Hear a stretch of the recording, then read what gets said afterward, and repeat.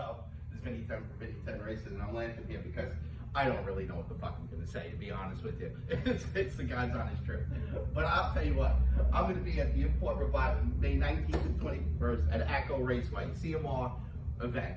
And we've been going to these events, and I got a rival there already. Now, I just kind of came back into racing a couple of years ago from a long layoff, as most of you guys know. And I'm, running my blue car right now, my little 350Z drag radial car.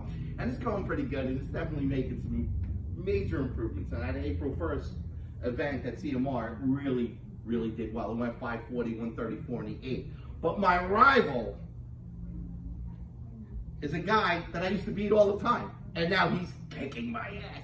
He's kicked my ass for the last 2 seasons. He's beating me up so bad I think the ref is hitting me. All right? I'm telling you right now, I'm fucking pissed. I want to beat this guy.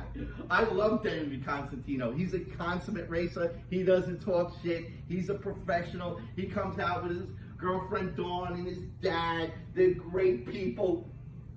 It probably makes me even more mad that they're so nice. But I'm here to beat him.